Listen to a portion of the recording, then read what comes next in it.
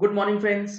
आज की वीडियो में मैं आपके साथ डिस्कस करने वाला हूं आईटीसी रिवर्सल का जो कैलकुलेशन है जो रूल 42 के अंदर आता है उसके विषय में। जुड़े रहिएगा इस वीडियो के एंड तक ताकि आपका जो ये कंफ्यूजन है कि आईटीसी का रिवर्सल कैसे कैलकुलेट होता है रूल 42 के अंदर। Let's start the video.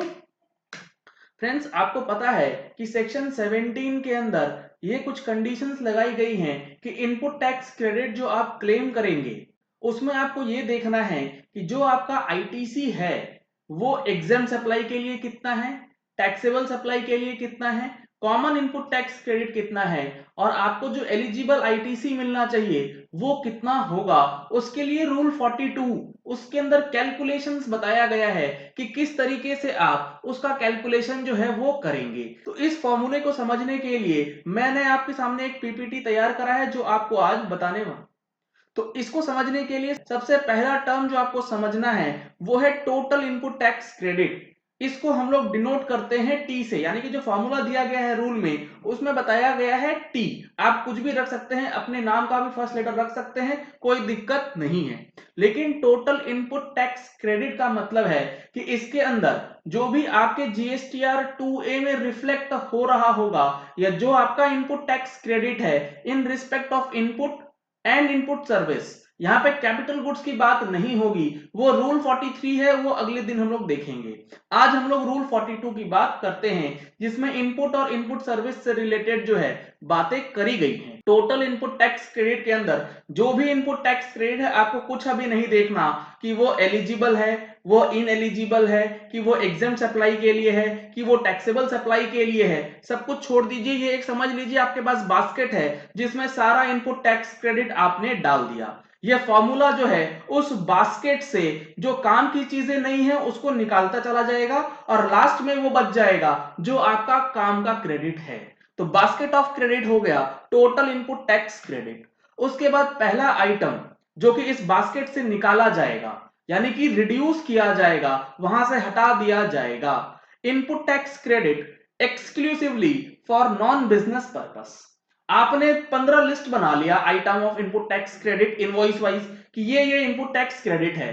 अब अगर आप ये आइडेंटिफाई कर सकते हैं कि ये जो पर्टिकुलर इनपुट है ये तो मेरे को नॉन बिजनेस पर्पस में ही यूज होना है, आपको ये पता है कि ये सिर्फ और सिर्फ नॉन बिजनेस पर्पस के लिए ही आया है, तो उसको आप उस बास्केट से निकालें, टोटल इनपुट टैक्स क्रेडिट से बाहर निकाल लेंगे। उसको हम लोग डिनोट करेंगे T1 से। बाहर निकालने का मतलब है वो रिड्यूस किया जाएगा, उसका फॉर्मूला अभी आगे आने वाला है।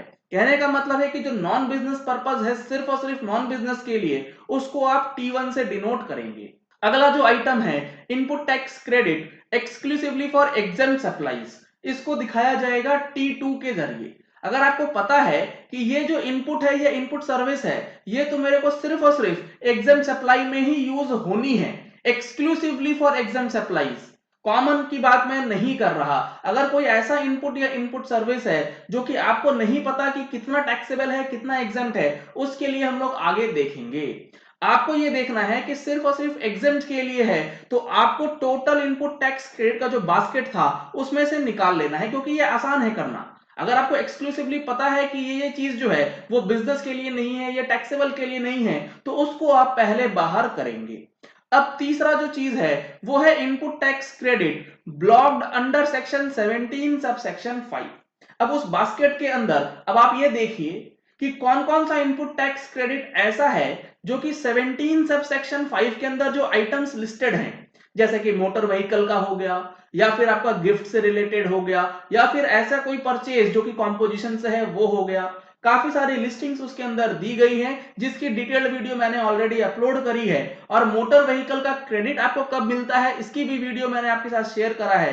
अगर आपने वो वीडियोस नहीं देखी हैं तो जरूर देख लें, उसका लिंक ऊपर आई बटन में दिया गया है। तो एक बार आपने आइडेंटिफाई कर लिया कि सेक्शन 17 सब सेक्शन 5 के अंदर जो आईटीसी है वो कौन कौन सा है, उसको आप बाहर कीजिए और वो आपका T3 माना जाएगा। उसके बाद जो आपको करना है वो करना है कुछ प्लस माइनस। प्लस माइनस क्या, मैंने आपको बताया था वो बास्केट है, बास्केट में से मैं चीजें बाहर निकाल रहा था। अब उसी बाहर निकालने का जो प्रोसेस है उसको कहते हैं subtraction. Input tax credit credited to the electronic credit ledger. अब इसको एक टर्म दिया गया है C1। C1 का मतलब ऐसा इनपुट टैक्स क्रेडिट जो कि आपके क्रेडिट लेजर में जाएगा, वो आपके इलेक्ट्रॉनिक क्रेडिट लेजर में जाएगा थ्रू GSTR 3B। इसको कैसे निकालेंगे? इसको निकालने के लिए आपको C1 ये टर्म हो गया वो क्रेडिट का जो कि आपके 3B में जाना है is equal to total ITC of the basket minus T1 T2 and T3। बहुत सिंपल है कि आपने पहले टोटल आईटीसी ले लिया, उसके बाद नॉन बिजनेस निकाला, उसके बाद एग्जाम को निकाल लिया, उसके बाद 17/5 वाली आईटीसी को निकाल दिया, सबको रिड्यूस करा, तो जो बैलेंस बचा वो बचा आपका इलेक्ट्रॉनिक क्रेडिट लेजर में जाने लायक इनपुट टैक्स क्रेडिट। ये कॉमन भी है, इसके अंदर टैक्सेबल का भी हो सकता है, एग्जाम का भी हो सकता है और नॉन बिजनेस पर्पस का भी हो सकता है। उसको कैसे बाहर निकालेंगे वो आगे हम लोग देखेंगे, लेकिन एक चीज यहां पर समझ लीजिए कि ये जो 3 आइटम मैंने आपको बताया, इस 3 आइटम में से कौन कौन से आइटम आपको GSTR 3B में कहां कहां दिखाने हैं। ये जो T1 और T2 है ये भी आपको GSTR 3B में स्पेसिफिकली डिस्क्लोज करना होता है। GSTR 3B के टेबल नंबर 4 जो एलिजिबल आईटीसी वाला कॉलम है उसके अंदर जो कॉलम नंबर D है जिसमें in eligible ITC and others दिया गया है, तो वो जो अदर्स वाला सेक्शन है उसमें आप इस T1 और TT को दिखा सकते हैं। और ये जो T3 है इसके लिए अदर्स के ऊपर इन एलिजिबल आईटीसी का एक कॉलम है उसमें आप दिखा देंगे। उसके बाद जो ऑल अदर आईटीसी वाला जो कॉलम है उसमें आप इस C1 वाले फिगर को दिखाएंगे। C1 वाला फिगर इसीलिए वहां पे दिखाएंगे क्योंकि उसके बाद जो रिवर्सल्स है जहां पर लिखा गया है ITC reversals as per rule 4243 उसका जो कैलकुलेशन है वो अब हम लोग का अगला स्टेप होने वाला है। अगला जो आइटम है वो है input tax credit exclusively for taxable supplies. अब आपको ये चीज देखनी है कि टैक्सेबल सप्लाईज के लिए जो एक्सक्लूसिवली यूज होने वाला इनपुट है वो कौन सा है और उसको आप T4 के जरिए डिस्क्लोज करेंगे। अगला जो पॉइंट है वो है कॉमन क्रेडिट्स। इसका मतलब हुआ कि जो हमने ऊपर C1 निकाला था, जो amount of input tax credit आपके लेजर में चला गया उसमें से टैक्सेबल सप्लाईज का कितना है वो आप हटा देंगे, उसको आप वहां से हटाएंगे तो जो कॉमन क्रेडिट बच जाएगा, जो अमाउंट बचेगा उसमें नॉन टैक्सेबल भी हो सकता है, उसमें एग्जाम भी हो सकता है, उसमें एक पर्सनल यूज के लिए भी क्रेडिट हो सकता है, उसको कहा जाएगा C2 और वो होगा कॉमन क्रेडिट। अगर आप फॉर्मूला देखें तो कॉमन क्रेडिट जो है वो बेसिकली क्या है C1 माइनस T4 और C1 क्या था T minus T1 minus T2 minus T3। अगर मैं शॉर्ट में कहूं तो कॉमन क्रेडिट हो सकता है C2 is equal to T minus T1 minus T2 minus T3 minus T4। तो सारे इनपुट टैक्स क्रेडिट उस बास्केट से आप जो जो चीज को निकालना है उसको निकालते चले जाइए, जो बाद में लास्ट में बच जाए वो आपका कॉमन क्रेडिट जो है वो रह जाता है। अगला जो पॉइंट है वो है in ITC attributed to exempt supplies is equal to D1। मतलब अब जो आपके पास बास्केट में बचा वो सिर्फ ऐसा अमाउंट बच गया है जिसमें डिस्प्यूट है कि कितना एग्जेम्प्ट है, कितना पर्सनल है और कितना आपका एलिजिबल आईटीसी रहने वाला है। तो उस चीज के लिए अब आपको थोड़ा सा मैथमेटिक्स जो है वो लगाना होगा। अब आपको ये चीज छोड़ दीजिए, आपको मैं एक चीज बताता हूं कि अगर आपका सेल टोटल टर्नओवर जो है वो 1 लाख रुपए का है, उसमें से एग्जाम सेल आप करते हैं 50,000 का और आपके पास इनपुट टैक्स क्रेडिट है 1,000 रुपए का, जो आपको ये नहीं पता कि एग्जाम के लिए कितना है और टैक्सेबल के लिए कितना है। तो इस डेटा के साथ कि एग्जाम 50,000 था, टोटल सेल 1 लाख था और आईटीसी जो है वो 50,000 का है, तो आपको अगर ये बोला जाए कि आईटीसी कितना निकालना है जो कि मेरा एग्जाम के लिए हुआ होगा, तो आप उस चीज को कैसे कर सकते हैं? आपको सिंपली ये करना है कि एग्जेम्प्ट सेल टोटल सेल का कितना परसेंटेज है 50,000 डिवाइडेड बाय टोटल टर्नओवर यानी कि 1 लाख। 50% जो टर्नओवर है वो मेरा एग्जाम सप्लाई है, तो उसको आप अप्लाई कर दें जो हमारा इनपुट टैक्स क्रेडिट है उसके ऊपर, तो अमाउंट ऑफ आईटीसी आ जाएगा जो आपका एग्जाम सप्लाई के लिए होता है। सिंपल यूनिटरी मेथड यहां पर लगाया गया है, वही फॉर्मूला भी बना दिया गया।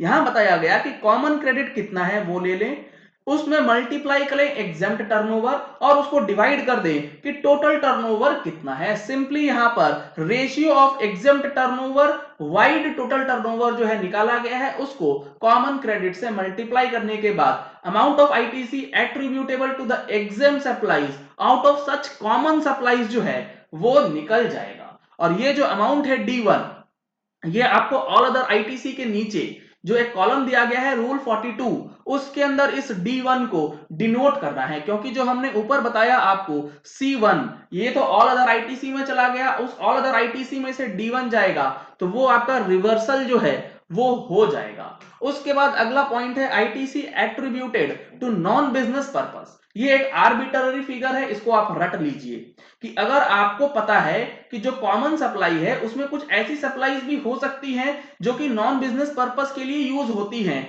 तो आप सिंपली जो कॉमन क्रेडिट है उसका 5% उसमें से निकाल सकते हैं अगर आपको ऐसा लगता है, अगर नहीं तो जरूरी नहीं है। तो कहने का मतलब है कि रूल 42 का जो रिवर्सल है वो D1 और D2 को ऐड करने के बाद C2 से सब्सट्रैक्ट कर दिया जाएगा, तो आपका जो नेट एलिजिबल आईटीसी आता है जीएसटीआर 3B में वो निकल के फिगर आ जाता है, और वो है ITC attributed to taxable business supplies C3, जो कि होता है C2 minus D1 minus D2। बहुत सिंपल मैथमेटिक्स का फॉर्मूला था, इसमें कोई भी बहुत बड़ा रॉकेट साइंस नहीं है। तो आशा करता हूं आपको ये चीज अब समझ आ गई होगी। एक चीज में ये ध्यान जरूर रखिएगा, ये जो कैलकुलेशन है इसमें आपको सीजीएसटी, एसजीएसटी और आईजीएसटी तीनों के लिए सेपरेटली करना है, और जो टर्नओवर लेंगे ये हर स्टेट का अलग अलग होगा। सपोज आपके पास मल्टीपल जीएसटी नंबर है तो हर जीएसटी के लिए अलग अलग कैलकुलेशन होगा। टोटल टर्नओवर में आप पूरा टर्नओवर ऐड ना कर दीजिएगा, जिस स्टेट के लिए कर रहे हैं उस स्टेट का ही टर्नओवर जो है वो कंसिडर करना है।